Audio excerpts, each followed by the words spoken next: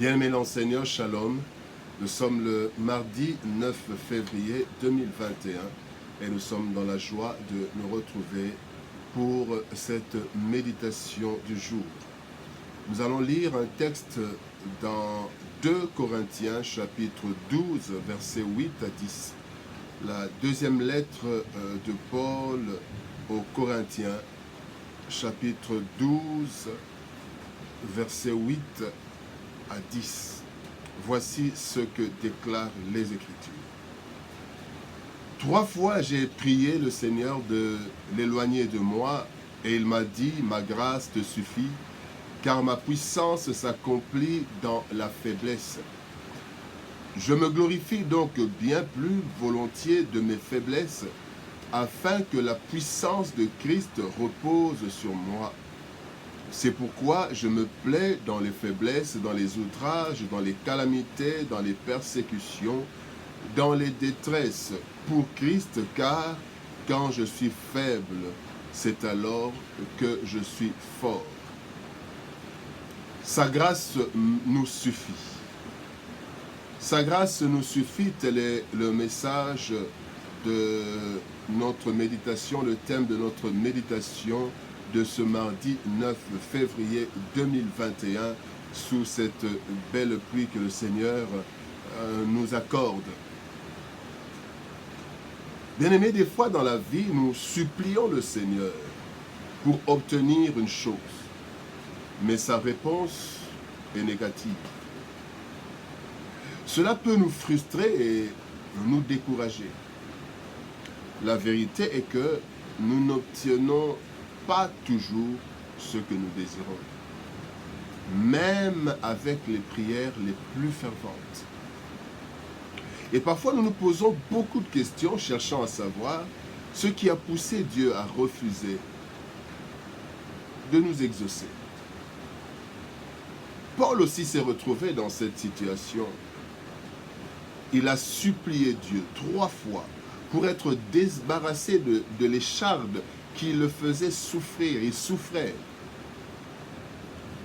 Mais la réponse était négative. Dieu n'a pas ôté l'écharde, mais lui a dit plutôt, ma grâce te suffit.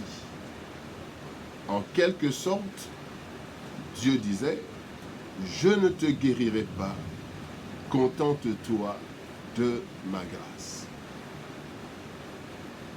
Sa grâce nous suffit. La grâce, qui est une faveur imméritée de Dieu, est donc suffisante pour combler nos besoins. Elle nous apporte la force nécessaire, soit pour vaincre, soit pour résister ou pour supporter. Cette grâce intervient là où notre force fait défaut.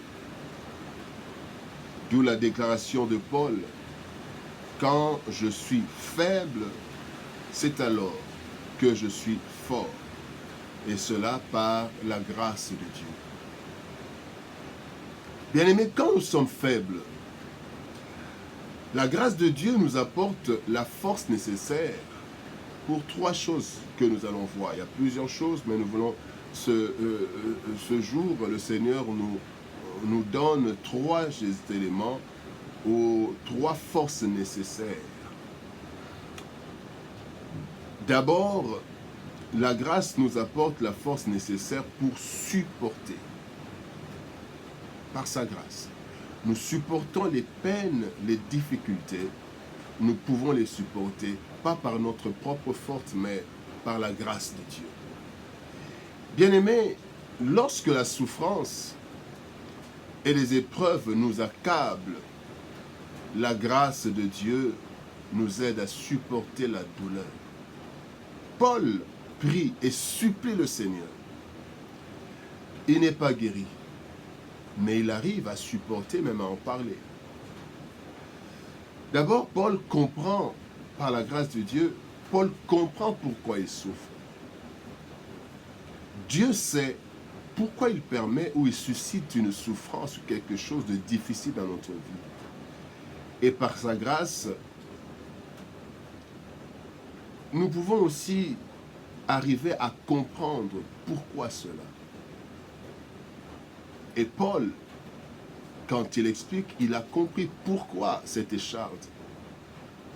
Au verset 7, toujours du chapitre 12, 2 Corinthiens 12, 7, Paul dit « Et pour que je ne sois pas enflé d'orgueil à cause de l'excellence de ces révélations, il m'a été mis une écharde dans la chair, un ange de Satan, pour me souffleter et m'empêcher de m'enorgueillir. » Paul a compris que cette écharde, c'était pour l'empêcher de s'enorgueillir.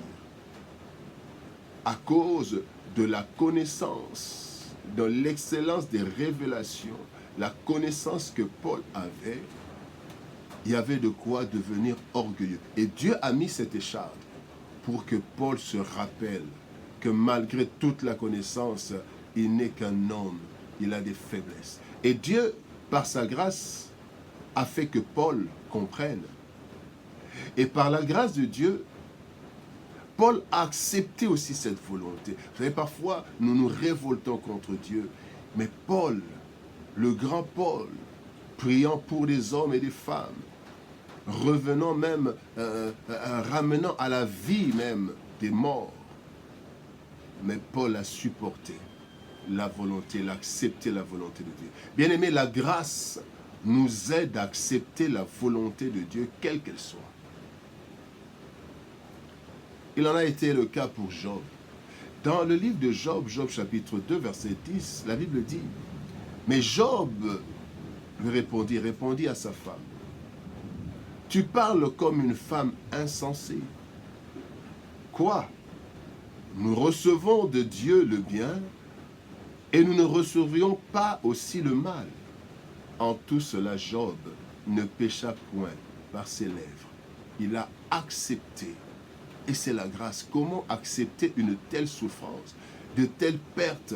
Mais c'est la grâce de Dieu qui a donné la force à Job, la force de supporter. La deuxième chose que la grâce nous accorde comme force, c'est la force pour résister. Il y a des tentations qui nous laissent sans moyen de défense. Et seul Dieu, dans sa grâce, peut nous secourir afin de résister. De résister particulièrement face au plaisir, d'abord face au plaisir souillé. Pas des péchés, mais des plaisirs souillés. Daniel, bien qu'en position de faiblesse, a refusé de se souiller. Il a résisté devant les mains du roi, et lui et ses compagnons. La grâce a fait qu'il se retrouve avec ses compagnons, en meilleure santé que ceux qui avaient mangé des mets succulents.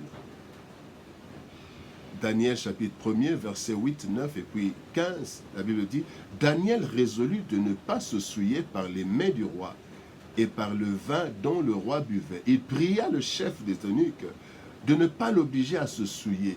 Dieu fit trouver à Daniel faveur et grâce devant le chef des eunuques. » Devant le plaisir, comment résister? Dieu nous accorde sa grâce. Et verset 15, il est dit, au bout de 10 jours, ils avaient meilleur visage et plus d'embonpoint que tous les jeunes qui mangeaient les mets du roi. Dieu a donné la force par sa grâce, la force de résister à ces mets succulents, mais qui étaient des mets qui allaient souiller. Daniel et ses compagnons, étant juifs, ils ne pouvaient pas manger les mets des rois qui étaient sacrifiés aux idoles. Mais aussi, la grâce nous donne la force pour résister face au péché. Cela a été le cas avec Joseph. En position de faiblesse, Joseph résista à sa patronne. Quand vous lisez Genèse chapitre 39, versets 7 à 12. Joseph a résisté jusqu'à fuir au risque de perdre son travail. Mais il a résisté. La femme l'a harcelé. Mais Joseph a résisté. malgré la possibilité d'avoir une belle vie, mais il a refusé le péché. Et il a fui, il a perdu son travail. Mais il a résisté à cette tentation.